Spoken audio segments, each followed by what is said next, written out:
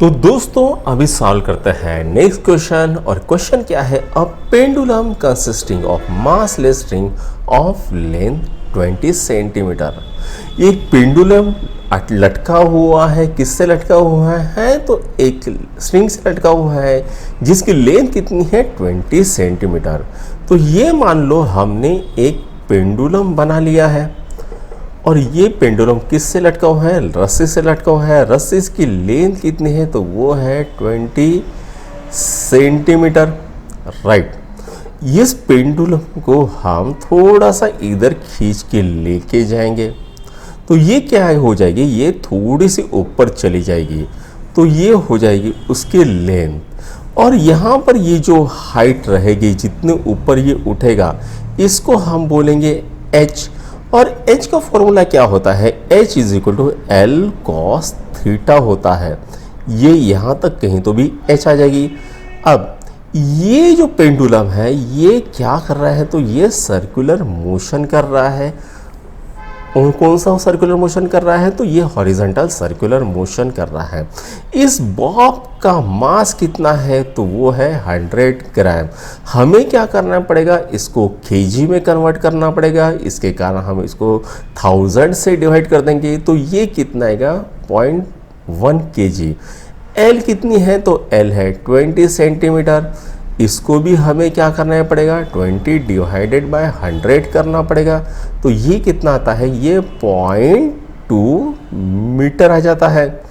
अच्छा, ये जो बॉब परफॉर्म कर रहा है ये 75 आरपीएम से घूम रहा है, यानी एन कितना है? तो एन है 75 आरपीएम। तो ये आरपीएस में कितना हो जाएगा? तो 75 डिवाइडेड बाय 60 आरपीएस हो जाएगा। 15 चौक 60, 15 पचा 75, ये कितना आया? 5/4 आरपीएस आ गया है। हमको क्या पूछा गया है? तो हमको काइनेटिक एनर्जी के बारे में पूछा गया है और डेल्टा पी यानी चेंज इन पोटेंशियल एनर्जी के बारे में पूछा गया है। तो आइए इसको सॉल्व करते हैं। तो डायग्राम तो हमने बना ली है। तो बच्चों काइनेटिक एनर्जी का फॉर्मूला क्या है? तो काइनेटिक एनर्जी का फॉर्मूला आता है ½ mv²। मास तो हमें पता है, वेलोसिटी हमें नहीं पता है। तो वेलोसिटी के लिए फॉर्मूला क्या है? v is equal to R omega पता है। तो ओमेगा क्या होता है? Omega is equal to 2πn होता है। तो n तो हमें पता है लेकिन r नहीं पता। r क्या होती है? तो ये जो सेंटर है यहाँ से ये जो डिस्टेंस होता है इसी को हम बोलेंगे r।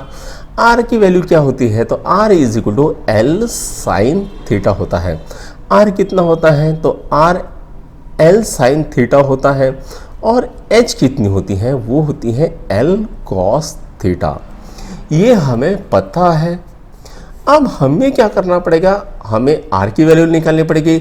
l तो पता है लेकिन साइन थीटा हमें नहीं पता। ये जो होता है थीटा, ये हमें नहीं पता। तो हमें क्या करना पड़ेगा? हमें थीटा की वैल्यू फाइंड करनी पड़ेगी। तो n क्या होता है? n is equal to 1/2π √g divided by l cos theta. इस फॉर्मूले से हम कॉस थीटा और थीटा दोनों की वैल्यू निकाल लेंगे। तो n की वैल्यू कितनी है? तो n की वैल्यू है 5/4। तो यहाँ पर लिख देता हूँ मैं 2π। g की वैल्यू कितनी है? तो g की वैल्यू है 10 इंटू l की वैल्यू कितनी है? तो l की वैल्यू है 0.2 इंटू कॉस थीटा। अब मैं क्या करता हूँ? मैं यहाँ पर इसको 2 कर देता हूँ तो ये पाई आ जाएगा इधर में। तो ये आ जाएगा 5π divided by 2 is equal to 10 divided by 0.2 into cos theta. अब मैं इसको दोनों साइड को स्क्वायर कर दूंगा तो ये क्या आ जाएगा? 25π² divided by 4 is equal to 10/0.2 into cos theta. तो कॉस थीटा की वैल्यू यहाँ पर क्या आ जाएगी? Cos theta is equal to 10 into 4 divided by 25 into π²। तो ये कितना होता है? 40 डिवाइडेड बाय,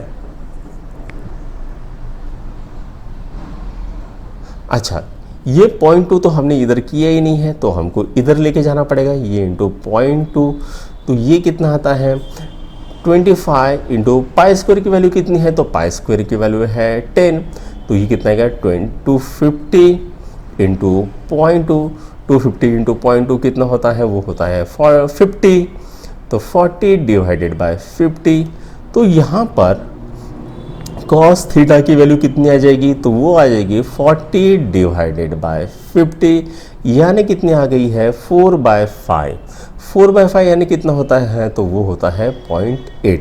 तो cos थीटा की वैल्यू कितनी आ गई, तो cos थीटा की वैल्यू आ गई है 0.8। तो थीटा क्या हो जाएगा, थीटा हो जाएगा cos इनवर्स 0.8। अब हमें जो थीटा की वैल्यू है तो वो किससे निकालनी पड़ेगी, तो वो लॉग टेबल से निकालनी पड़ेगी। अगर आप लॉग टेबल से देखोगे तो थीटा की वैल्यू कितनी आती है 36 डिग्री 5 मिनट इसकी वैल्यू आती है। तो ये थीटा तो मिल गया। अब हम निकालते हैं आर, तो आर का फॉर्मूला क्या है, R is equal to L sine theta, तो एल कितना है, तो एल है 0.2, sine theta sine 36 degree 5 minute, और साइन 36 डिग्री 5 मिनट की वैल्यू कितनी आती है, तो वो आती है 0.59। तो इसको अगर मैं सिंपली करता हूँ तो आर की वैल्यू कितनी आएगी 0.118 आर की वैल्यू आ जाएगी।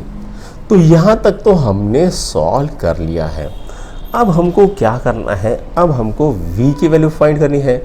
v is equal to R omega, R की वैल्यू मिल गई है, आर की वैल्यू कितनी है 0.118, ओमेगा कितना होता है, तो ओमेगा आता है 2 pi n, 2 into pi into n की वैल्यू कितनी है, तो एन की वैल्यू है 5/4, तो ये यहाँ पर आ गया 2, तो ये कितना आएगा v is equal to 0.118 into pi into 5/2। तो इसको अगर हम सॉल्व करते हैं, पाई की वैल्यू 3.14 डाल देते हैं, तो v की वैल्यू कितनी आएगी 0.9263 मीटर पर सेकंड v की वैल्यू हमें मिल जाती है। अब हमको क्या निकालना है, तो हमको निकालनी है काइनेटिक एनर्जी, और काइनेटिक एनर्जी का फॉर्मूला क्या है, वो है हाफ mv²। तो हाफ इंटू मास कितना है, तो वो है 0.1 kg, v कितना है 0.9263 होल स्क्वायर। तो ये इसको सिंप्लीफाई करेंगे तो कितना आएगा 0.045 जूल आ जाएगा। तो काइनेटिक एनर्जी तो हमारी निकल गई है। अब हमको क्या करना है, चेंज इन पोटेंशियल एनर्जी करनी है। तो चेंज इन पोटेंशियल का फॉर्मूला क्या है, तो वो है m into g into l minus h. m कितना है भैया, तो m है 0.1, g है 10, l कितना है, तो l है आपका 0.2, h हमको पता नहीं है, तो h का फॉर्मूला क्या है, h is equal to l cos theta. तो l कितना है 0.2 इंटू cos थीटा कितना है, तो cos थीटा है 0.8, ये हमने ऑलरेडी निकाल लिया है। h की कितने हैं 0.16 इसकी वैल्यू आ गई है। तो change in potential energy is equal to कितना आएगा m into g into 0.2 minus 0.16। तो m कितना है, तो m है 0.1, g कितना है, तो 10, ये यहाँ पर कितना आएगा, तो ये आएगा 0.04। तो आंसर कितना आएगा, तो आंसर आएगा 0.04 जूल। चेंज इन पोटेंशियल का आंसर कितना आ रहा है 0.04 जूल।